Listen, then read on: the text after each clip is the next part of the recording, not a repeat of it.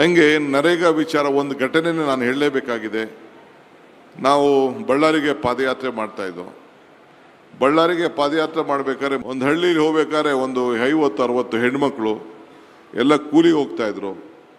ಅವ್ರಿಗೆ ಕೇಳ್ದೋ, ನಾವೆಲ್ಲ ನಿಲ್ಲಿಸ್ಬಿಟ್ಟು ಮಧ್ಯ ಮಾತಾಡಿ ನಾನು ಮಾತಾಡೋಂಥ ಒಂದು ಅವಕಾಶ ಸಿಕ್ತು. ಅವರೆಲ್ಲ ಬಂದು ಕೂಲಿಗೆ ಬಂದು ಅವತ್ತು ಮಾತಾಡಿದ ಅವರ ಅನುಭವವನ್ನು ಅವ್ರು ಹಂಚ್ಕೊಳ್ತಾಯಿದ್ರು. ಆಮೇಲೆ ಒಂದಿನ ನಾನು ಮನಮೋಹನ್ ಸಿಂಗ್ ಅವರಿಗೆ ಒಂದು ಪತ್ರ ಬರೀಬೇಕು ಅಂತ ಆಲೋಚನೆ ಮಾಡಿದೆ. ಆ ಮಧ್ಯದಲ್ಲಿ ನಾನು ಸೋನಿಯಾ ಗಾಂಧಿ ಅವ್ರನ್ನ ಭೇಟಿ ಮಾಡಿದೆ. ಈ ಭಾಗದ ಕೆಲವು ಭಾಗದಲ್ಲಿ ಬೇರೆ ಜಮೀನುಗಳಿಗೆ ಹೋಗಿ ಕೂಲಿ ಮಾಡ್ತಾರೆ, ನಮ್ಮ ಭಾಗದಲ್ಲೆಲ್ಲ ನಾವು ಬೇರೆ ಜಮೀನುಗಳಿಗೆ ಹೋಗಿ ಕೂಲಿ ಮಾಡೋಕ್ಕೆ ಸ್ವಲ್ಪ ಹಿಂಜರಿತಾರೆ. ಸೊ ಆ ನರೇಗಾಯಿಂದ ಏನೂ ಪ್ರಯೋಜನ ಆಗ್ತಾಯಿಲ್ಲ ಅಂತ ಹೇಳಿದೆ. ಆಗ ನಾನು ಧ್ರುವರಾಯಣ್ಣು ಯಾರೋ 1-2-3 ಜನ ಇದ್ದೋ, ಐ ಥಿಂಕ್ ಸುರೇಶ್ ಆಗಿಷ್ಟೊತ್ತಿಗೆ MP ಆಗಿರೋ ಗೊತ್ತಿಲ್ಲ ನನಗೆ. ತಕ್ಷಣ ನನಗೆ ಜೋಶಿ ನೋಡೋಕ್ಕೆ ಹೇಳಿದ್ರು. ನನಗೆ Joshi central rural development ministry ಇದ್ದರು, ಜೋಶಿ ಅವ್ರನ್ನ ಭೇಟಿ ಮಾಡು ಅಂತ ನನಗೆ ಹೇಳಿದ್ರು. ನಾನು ಅವ್ರಿಗೊಂದು ರೆಪ್ರೆಸೆಂಟೇಷನ್ ಕೊಟ್ಟೆ. ಜೋಶಿಗೆ ಅದನ್ನು ಫಾರ್ವರ್ಡ್ ಮಾಡಿದ್ರು. ಜೋಶಿಗೆ ಫಾರ್ವರ್ಡ್ ಮಾಡಿದೆ. ಜೋಶಿಗೆ ಹೋಗಿ ನಾನು ಎಕ್ಸ್ಪ್ಲೇನ್ ಮಾಡಿದೆ.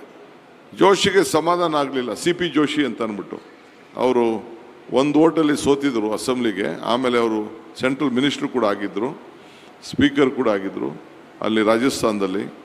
ಅವರು ತಕ್ಷಣ ಅದ್ರ ಬಗ್ಗೆ ಅಧ್ಯಯನ ಮಾಡಿ ತಿರ್ಗಾ ವಾಪಸ್ಸು ಸೋನಿಯಾ ಗಾಂಧಿ ಅವರಿಗೆ ಒಂದು ರಿಪೋರ್ಟ್ ಕೊಟ್ಟರು. ಆಮೇಲೆ ಮನಮೋಹನ್ ಸಿಂಗ್ ಬರೆದ್ರು ಅದನ್ನು.